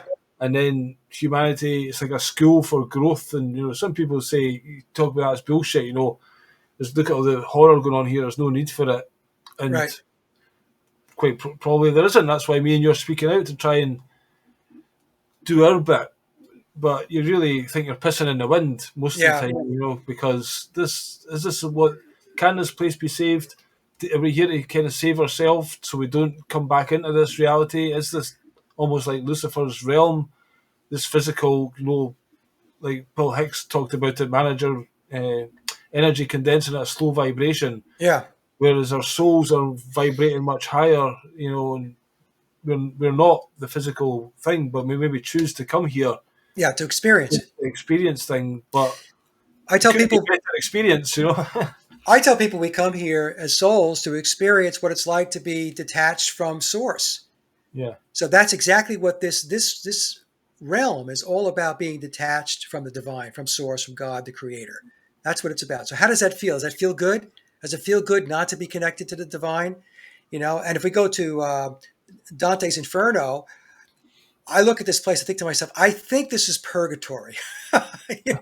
Some people would say, oh no, it's hell. It's the depths of hell. I said, I don't know about that, because there's still a lot of love in the world, with the people in our inner circle, our spouses, our partners, our friends, our pets. Like my dog Charlie, who passed away recently, I loved him unconditionally. So you have that aspect, and clearly there's love, but mixed in with all that love is all of this darkness and this evil that we have to interact with on a daily basis, and there's no escaping it. Some people are like, oh, I prefer not to have to deal with that. Look, if you've got to go to work every day and you got to pay taxes, and and you're in debt, I have news for you. You're in the system. You're interacting with it. Yeah, this is what gets me. Like, I work 4 10 hours days a week, and you just get to the end of because like 2 on, 1 off, 2 on. The day I'm off in the middle goes dead quick. Then I've got 2 days, and you think, oh fuck, thank fuck, 2 days. And then you're knackered in your body. Like, I had to go for a wee nap before coming online today because I'm not exhausted. I've had a full night's Yeah, sleep. I still need another nap, and now tomorrow I'll feel a bit alright. But you're already thinking back to the grind the next day. You get that thing like week. You're week all week, and then at your weekend at the right. end of the week, and Yeah. then you've got your morning because it's like fucking, you Yeah. know. Yeah. Well, I remember when I was in the corporate world, I was working a lot of hours a week. I was working 50 to 60 hours a week. And let me tell you something, I'm sure it's a lot worse now, but back then, you know, it used to start off where they would say that there was a separation between your personal life and your work life. So, they respected the individual's personal life, and work was work, and your personal life was your personal life, and there was no mixing of that. And they respected the fact that you had a personal life and you had a family and you took vacations and stuff like that. Yeah. And then it became work life balance. So Uh-huh. that's Yeah. their way of saying, well, we're kind of blending it now. So your life is your work and your work is your life, but try to balance it so you don't get too fucking stressed out, right? We don't Uh-huh. want you having a heart attack on us during you're working on this particular project because we really need you to deliver it. So please stay alive. And then it became, uh, then it became work life integration. Then they just flat out came out and said, nope, it's integrated. Your life is work, your work is life, and you're always on call. Yeah, this is the thing. These mobile Always phones, on call. the convenience of the mobile phone, and now we're never away from it. So people can get called anytime, and even like during the day, when you're out, say I'm a postman, but that phone's there and they can contact you. Where in the past, you were out, Yeah. you know.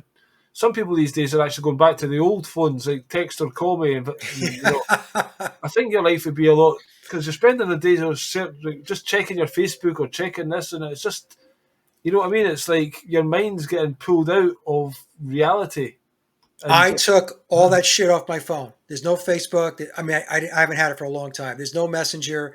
I've never had Instagram. I don't have TikTok because Billy, you're absolutely right. If you've got that, if you've got those apps on your phone, you're going to start scrolling, especially if you have a lull in your day, right? Let's just say, I know if I go to go get a haircut, I have to sit there for a couple of minutes until uh, a chair frees up.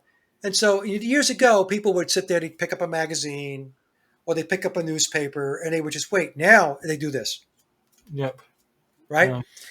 Even when I go to the gym, people will work out and they're sitting on, the bench press, and they do a couple of bench presses and then they right, take out their phone and they go, aye, I'm looking, what the fuck are you doing? aye. Or they You set know? the thing up in the running machine so you can put your phone in and stuff like that. Yes. Holders everywhere so you're never away. You can put Yes. your phones in and watch a YouTube video or Yeah. in People would talk. Remember years ago, they were saying, "Oh, they're going to insert a chip," and like, "Oh, they're not going to insert a chip in me." Yeah, you got a chip. It's called this thing. Okay, yeah. that's your chip because this is everything. Well, again, When you this whole think, digital ID they're bringing in, it requires us all, we all buy a phone, we're all paying for the service. yeah, Even in modern cars these days, they're actually making it, if you want to listen to streaming music, you have to pay a subscription. And if you want to use a GPS, you're paying a subscription. So it's turning into that subscription model, but we're paying for our own slavery and our lives are becoming worse because of it. and You by the know, way, these new cars today, and actually going back a number of years ago, they're tracking everything. They yeah, are rolling surveillance machines. yeah, People have those screens. I don't have that. I have a 2005 Lexus. My car's 20 years old. And I intentionally want my car that way because it doesn't have any of that stuff in it. And it runs great. It's in great shape. I love it. That's what I'm going to ride with until the wheels fall off. But all of these people that have all of this technology in their car, those you've seen them, the big screens, all of Yeah. this stuff, it's all surveillance. It's surveilling you every which way from Sunday. If you've got one of those in the United States, we have these you have toll roads, and then they have these devices that you stick on your window. So there's no more toll booths. What happens is it reads the transponder that's Right. on you stuck on your window. Yeah. And if I have to use that road, well, I keep it in a Faraday bag. And then Right. when I have to use the road, I take it out and put it on my window. Because if you keep it on your window, Yeah. guess what? It's tracking you. It's tracking you. Even when you're not on that toll road, it's Uh-huh. tracking you. Yeah. And it's everywhere. It's everywhere. Yeah. Apparently, there's like microchips just hidden in the car without your knowledge. Yeah. Yep. You know. Yep. And it's sending data back. So, there's data going back. Eventually, what's going to happen is, I'm sure there's data going back to insurance companies Aye. about your driving habits, how far you drive on a given day, week, how fast you go, right? Yep. Because then what's going to happen is now they're going to have tailored insurance rates. They're going to say, Aye. well, Dave, based upon the data that we've got from your car over the last 6 months, we Aye. see that you exceed the speed limit on every single road by at least 10 miles an hour. Aye. And you're driving, 20, 30 miles a day going to work or whatever. So your insurance rate based upon your poor driving habits, Aye. right, Aye. and your carbon footprint is Aye. going to be this, right? So they're going to just tack a big number on Dave. Yeah. And then if you're, elderly person and, you basically go to the store here, go to the store there, and you're driving the speed limit or under it, you're going to get a different insurance rate. Now, some people might say, well, but that's good, Mike. That's good because the person that's obeying is being rewarded. But it's not even about obeying as much as you're not free. They're surveilling you every which way from Sunday, and they're not telling you. And it's not only going to be that. I was reading an article, Billy, where, there was a video I was watching where supermarkets now are introducing pricing. It's kind of like it's like a flexible pricing. Dynamic.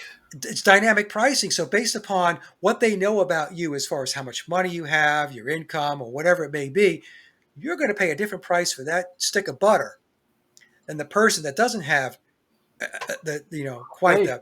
the job or the I amount of thought money it was that to you do with have. how many they had in stock or something. I didn't know it was individually dynamic priced. Yeah, I mean, this is what the video I was watching, unless I misunderstood it, is that some stores are right now they're kind of doing the trial balloon on this stuff. Aye. So based upon a lot of these stores are using facial recognition.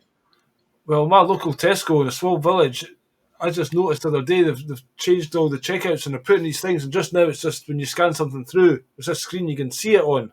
The Yeah, price. But I'm like, that's not set up for that. That's got there'll be a camera at the top of that, yeah, and basically we'll be paying for things with our face, basically. yeah. You've got to get. I'm going to get glasses that are that IR reflective. I Right. mean, it'll block a lot of the stuff that's out there. But if it's really sophisticated IR facial technology, then it's not going to do that. But for the run of the mill stuff, at least for now, if you're going to supermarkets or whatever, or whoever is using the technology, it should help because one of the main features that it focuses on is your eyes. Right. So if you could get that blocked out, then it has a difficult time trying to figure out who you are based upon the rest of your features like your mouth, your nose, and stuff like that, or your jawline. But evidently the eyes, at least for now, is very important as far as facial recognition technology goes. Right. Well, they've got these checkouts there that people still got a human. I actually ask because most people are using the self service and Yeah, and I say, can I get a human here? And I'll take my 3 items and go to the human. But when I do sometimes use the self checkout, we've got a camera and you see yourself. I always stand to the side or I get my wallet and put it over the thing. yeah, I just don't like it. And another thing people could be actually doing is, there's rules apparently called GDPR, Yeah. So if every time we all went to the supermarket, we all wrote a letter or sent an email to Tesco saying, I want all my data, and, get that back off them to give them work to do. But we're all just giving this thing away freely without realising it. But technically, we've got the right to any information they collect from us. Yeah. So we could start playing them at their own game just to collapse the system. I don't know why people use these self checkouts as well. Surely we should be keeping people in jobs, and even if it means queuing a bit, it's the convenience thing, and then they're making them card only. You can't put cash in them as well. They're phasing out cash this way as well. Yep. When you do self checkout, you are an unpaid employee of that store. That's Exactly. really what it comes down to. You are an unpaid employee. You're checking out, you're bagging, and all that stuff. So keep that in mind when you do the self checkout. You're Yeah. actually working for free. They gave you a little job to do on behalf of the supermarket, That's and exactly what I thought when I was you're in there doing the it other free. day. Yeah, Yeah. I looked at it 'cause I look at they're all working for it. We've had a few comments, so we'll just bring up a couple of points. We've got the bench press man here. He's basically saying, post system thinking, what's the solution to all this? Is there a way out of this it's like a trap that we're all like lemmings kind of falling into? Do you believe we can escape digital ID when they want to bring it in? Do you think Look, that? the answer to it is it's very simple, okay, but it's very difficult. You need a critical mass of people to wake up, Yeah, okay, and so that's not happened. And do I think that's ever going to happen? I don't know. I doubt it. And like I said, I hate to sound negative about it, but just look at COVID as an example. Like if you didn't wake up during COVID, if you didn't realize that there was a worldwide psychological operation taking place, mm, yeah, then I don't know what to tell you. Right. So, and trust me, the deep state learned a lot from that. They're like, okay, so how many people as a percentage of the total population actually got it? Oh, yeah, that's it? Okay, fine. Keep going. Right? yeah. So that's what has to happen. Now, my approach, people I've been asked this question before, like, oh, you guys are just talking about the problems, where are the solutions? Well, I actually come back to these people and ask them, what is your solution? You're asking me what my solution is. What's your solution? And if you have a solution, where are your platforms to express what it is that can be done? Now, my take on it is that this is an individual journey, and I come from the school of thought, it's evolved over time, that this realm, this reality is operating exactly the way it's supposed to operate. And it is a school that is for the purposes of developing your soul. So it's soul development. So the soul incarnates here to experience this realm and this reality, all of the light, the dark, the binary aspects of this reality, and to learn from it. And to the extent that you learn as much of the truth as you possibly can, the next time you have to incarnate, you're going to have a different experience, a better experience, because you're not going to have to come back to a reality like this where there is so much density and darkness and all that stuff, right? So that's how I approach it. Have you got any If thoughts about what they call the mark of the beast, and taking the microchip, or the digital ID? To me, it's almost like an end game choice. It's like, do you want to live outside the system, or are you going to accept the beast as your master? And how can you even live the outside it? the other aspect of it too, Billy, is you're right. But the other piece of this is, let's say all this stuff rolls out, right? How do you live your life, even if all of this stuff is in place? Do you have two choices. You can just comply and be a robot, right? Or you can resist and have your life to be very difficult. So those are two choices that people can make. The third choice would be that you are in this system, but you look to avoid as many of the traps as you possibly can. You're not going to avoid all of them. Remind me to go back to free will. I'll talk about that because it plays into that. And you try to live your life as happy and as fulfilling as you possibly can by engaging with and interacting with your friends and family, having a community and going about it that way. Okay. That's just another way of doing this because in this reality, we don't really have free will. We have pseudo free will. And people will argue with me, say, no, we have free will. What do you mean we don't have free will? Look, here's an example. I want to live free and I don't want to pay taxes. I don't want to pay taxes. So if I had free will, true free will, I would not pay taxes and I'll stop paying taxes. And if I don't pay taxes, I don't want to go to jail. So my free will is no taxes, no jail. Well, if I don't pay taxes, what's going to happen? Are they going to say, oh, you got free will, Mike. Don't sweat it. You figured it out. No, they're going to put your ass in jail, or they're going to put you through the legal ringer to make sure that you get punished. So that's what this reality is about. You don't really have free will. So you have to make choices, informed choices on how to best live your life within a system that is a satanic system. I'm actually part of a group where they're basically call themselves a trust. Yeah, And in that trust, you do a declaration of standing and an affidavit of who you are. Like, I'm Billy of the family Watson. I'm a living man. So I've recently got like a parking fine. right, So rather than they say in all these legal things, the sovereign things, they'll say that these are offers, and it's not went to court yet. So they're making you an offer, pay within 14 days, and you'll pay half. Otherwise, right.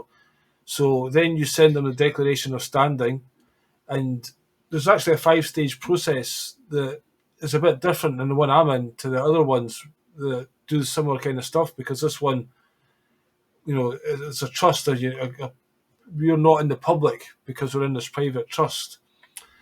And then, it's a case of standing up for who you are and knowing that you're not the birth certificate anymore. So they can't refer to you as that legal fictional name that they've created. Yeah. So that because they own it. And that means that apparently a lot of these guys have got these trusts set up for their property and stuff like that. But if you've got a property in your legal name, then they own the legal name, so they can come and claim it off you. Like your car can get towed away. Does it work though? Does it work? Do you know Well, some any people- real examples where it actually worked? This is what's happening in the group every week. People talk about their successes, and there is people having successes. That's good. That's good. Because ultimately they can't go against the truth, but they're just using people's ignorance against them. Right. But as a small community, we need other people to take on a similar kind of thing, because one guy is kind of pushing it and he can't do it all because rather than just give people a thing and let them go on with it, he's taking a responsibility. We'll have weekly meetings with them and get on there and personally help people. That's good. And we're trying to all help each other. So Yep. people get up to a certain level, then they'll teach other ones. That's a very complex.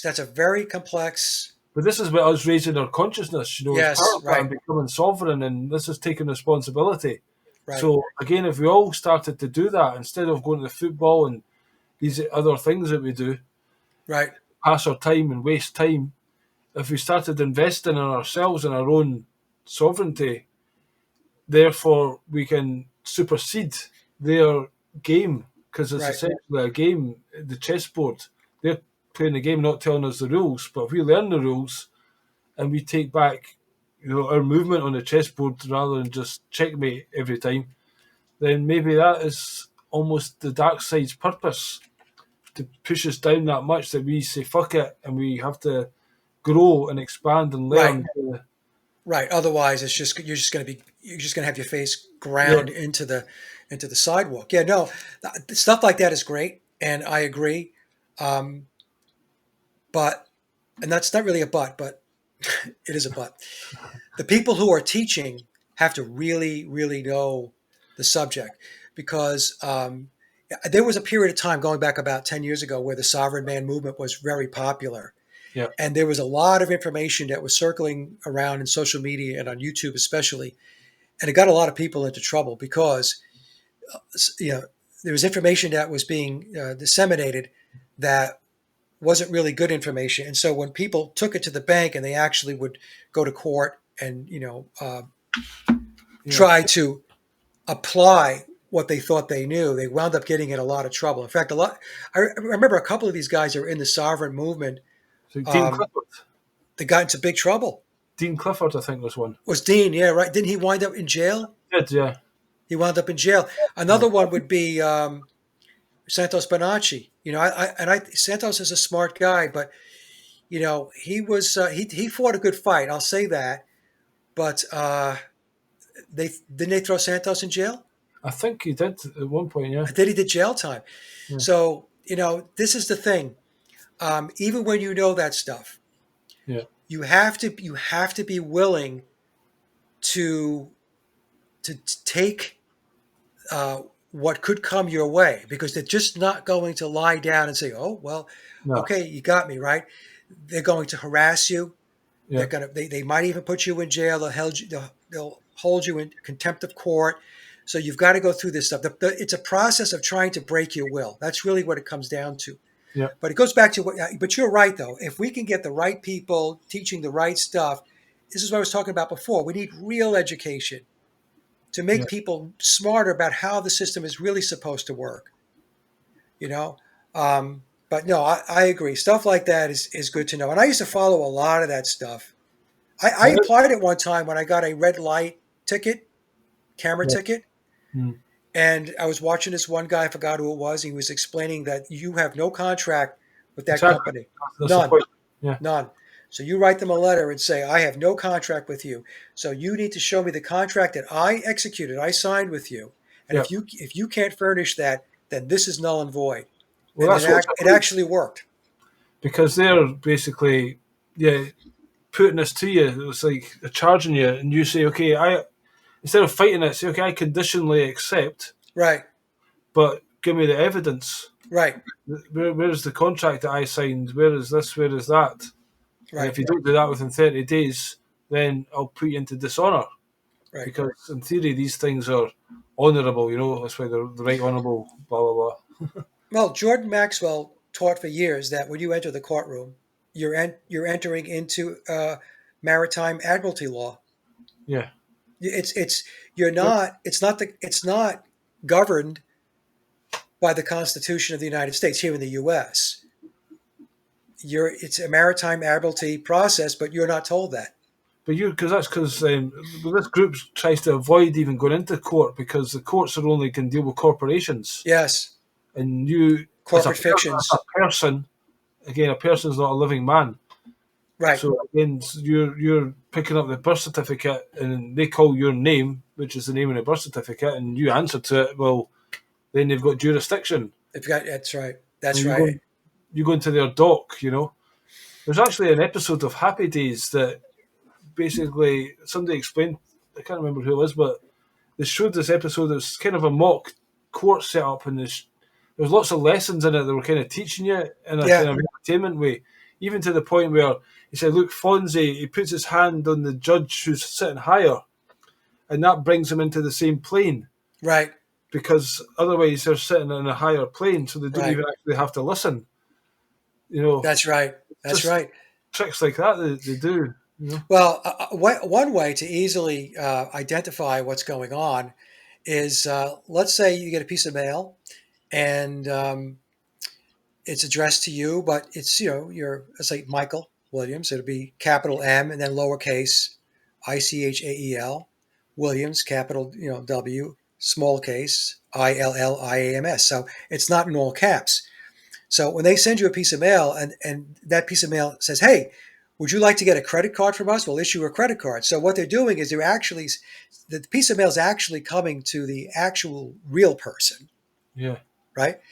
And then once you sign on the dotted line and you say, "Oh yeah, yeah, send me that credit card," now you've contracted with them. Now the next piece of mail you get from them, your name is in all caps, hey, yeah, and the card itself has got an all and card. the card itself. That's right. Driver's licenses are the same thing.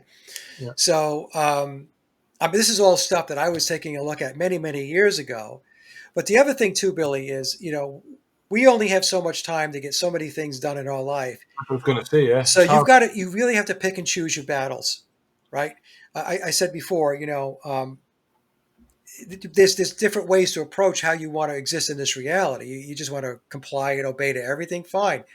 Knock yourself out, do that. You want to resist all the time and just live your life basically to a point where it's always disrupted, Yeah. fine. That's your choice to do that. However, there is a middle road where you pick and choose your battles. I have chosen the middle road. I will pick and choose my battles. There are some things that I look at and say, look, I've only got so many years to live, okay? And I'm not going to be in a perpetual battle all the time, every single moment of my life, every day. So there's some things I'm like, fine, that's fine. I'll go along with that. And there's other things that I won't. Yeah. You That's the know, thing, because you're working, well, most people are working a full time job and then you're tired, as I'm saying. You've got a couple other things you want to do. How have you got time to study the law and get right, deep into it? Because although you can go along with templates or do this or that, when they're at your door, you better know what you're talking about, or don't, first of all, don't even open the door to them, but you have to know things like that, otherwise they've got all these entrapments, all these ways they can pull you right. into their jurisdiction, and it just takes one thing, and then they're on you. Well, the other thing too is there are many things that you as an individual cannot change. So the only way it could change, it has to change via a critical mass, right? So if you're a lone person and you don't have critical mass with regard to a particular issue or concern, then you're going to be whacking your head against a brick wall and you're just going to walk away with a bloody head and a massive headache, right? Yeah, So you have to decide, do I fight something like that when I know that as an individual, I'm not going to win this? Or do I fight battles where as an individual, I know I can win? That's how I approach it. And it's a balancing act. It's not a perfect system, but you also have to live your life so that you do have fulfillment and happiness in it, and not always have your head submerged in the darkness, because that's just going to fuck you up psychologically, emotionally, mentally, even physically. yeah. And I don't plan on living my life that way. I never have. I've got my friend Noel here. He's basically talking about, he was in the London recently where there was a protest against the digital ID. Now I was speaking out of a lot of protests for the COVID thing, and I was trying to educate people, and I was hoping that could be the chance. We can educate ourselves and take Yeah. this away and study this. But you found it was very difficult to get people again to go and look and stuff and research, because maybe they are NPCs to a lot degree, or they're not fully awake and just put their head above the parapet kind of thing. Do you think that these protest marches can do any good? Do you think? I certainly think there's more resistance to the digital ID than there was to COVID. I think people are a bit more aware that this is a bit more. Although the COVID is, the jags are trying to kill you. This is almost like we've seen what China's like. People are aware of this social credit thing, and they're almost. I think there's a wider knowledge, like from the people walking the side of the street. They weren't getting abused. The protesters were getting supported. Again, mass numbers, mass resistance. But then if you try to get a platform and build up people to then, I mean, I can't stand the police. Why do they want to serve these elites? But you'll find these goons at your door, and they'll find a way to bring you down. It's almost like they're experts at just stopping any potential growth or whatever. Yeah, I think protests have a place, but I view them as a temporary stopgate. So, in other words, if there's a huge mass of people protesting something, they will back off. In all likelihood, they'll say, "Okay, um, let's just back off." And then what'll happen is, once they back off, the protesters will declare that they won or they had an impact. Well, they didn't get their way. They pulled that off the table. And so then what happens is 6 months, a year and a half later, they introduce it again, and they might change it up a little bit. They might have a different narrative around it. Maybe there was a false flag or some staged event that now backs up the reason why we need to have this. And then they go at it again. And see, what they know is that people have lives. So they can't spend all of their time in the street protesting every waking hour of every day, of every week, of every month, for every year. So eventually what happens is people just, I don't want to say they give up. They have things to do in life. Yeah. so that there can't be this perpetual presence of 10,000 or 100,000 or a million people in the street. And they know this. The deep state knows this. The controllers know this. So they just wait for the moment when they see that the wind has been taken out of the sails, and then they push it forward. See, here in the United States, they'll push a lot of legislation through the Congress whenever it actually does something. They'll do it over holidays, over Yeah. Christmas and New Year's, Thanksgiving, or whatever, because they know that the level of attention being paid to whatever it is they're doing is very low. So they'll push things when they see that people are worn out or tired or fatigued. That's why a lot of times they play these narratives over and over and over and over again. It's like the whole Epstein thing, right? The Epstein narrative. They beat the living crap out of that because they knew at some point there would be Epstein fatigue. And people would say, oh, I can't talk about this anymore. It's all fucked up. We know what's going on. These people are evil, but, you know, I've got to move on. I got a family. I got kids. I got a job. I got whatever I got to do. And that's, so they will beat narratives into the ground to create that fatigue. And people just basically walk away. They become, indifferent. In the UK, whenever they do a protest, it's always on a Saturday. Then they go to Parliament, but there's nobody there. They're all at home, Yeah, right. And also in Turkey, like they had the situation where there was a challenger to Erdogan, and he never had no to be a politician or to get presidency or whatever. You needed to have a university degree, and this guy was challenging him. So what Erdogan done was he rescinded his degree. He just says you've not got that anymore, and he Yeah. put him in jail. So thousands of people were like, "Fuck this! We're supporting this guy." And there's mass rioting and protests. First of all, in Istanbul, Ankara, and all across the different cities. This went on for about 5-6 days, and Yeah. they were really going at it. But as you say, eventually it just dissipates out, and life continues as normal. In the meanwhile, people have been water cannoned and the rest of them grabbed and put in jail and all the rest of it. And if Yeah. that didn't get them out, then what the fuck will? See, the problem is the fuckers that are driving the agenda, that's their job, right? So when they go to work every day, their day is to drive that agenda. That's not our job. Our job is we have jobs, we have families, we have kids. So we have, excuse me, we have to etch out the time in order to participate in protests and do whatever it is that we feel we need to do to push back against this thing. These assholes do it for a living. And that's their big advantage. That's why they're able to create that fatigue factor. They go to work every day, but every day they go to work, it's like, my job is to fuck with you. That's my job. So, okay, going to start right now. And but that's not how we live our lives. We don't want to walk around fucking with people all day. I do think it's becoming more like an agenda. As you said there with Trump, he's not going to the House of Congress or whatever, and Keir Starmer, he'll get lots of, he'll like backbenchers or people in the cabinet will resign because they just make it, if you don't follow us, you get whipped in the UK, you get the whip, and it's just like, it's just one guy who's made this deal with Davos or whatever. Right. He's now setting the full agenda, where in the past it was, in theory, these guys are representing you, so you had your voice in the Houses of Parliament and there would be a vote on it, but now they get told what to vote to pass certain things. Yeah. And it's more and more against centralised power, even in those positions, Well, here in the United States, there's no question that our Congress is, the vast majority of it is completely compromised. Yeah. The surveillance state has got stuff on these guys and these gals that is keeping them in line. Okay. The perfect example that I like to bring up is, like, I think Robert Kennedy, Oh. RFK Jr., I think at his core, he's in the right place.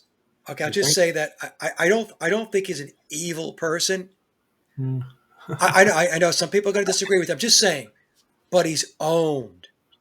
Well, Right? he's always back in big And we know that when Rabbi Shmuley came out and made sure that he reined Robert Kennedy in, and he made sure Robert Kennedy understood. Look, don't you step out of line. You step out of line, okay? We've got the goods on you, Bobby. So you're gonna have some room to put on the puppet show, but you're not going to have the room to do anything to make any significant changes. You're just not going to be able to do that. So, and I know some people I'm not a Robert Kennedy fan, by the way. I'm just saying that I sense that there's just not this pure evil running through the guy. Let's just put it that way. Okay.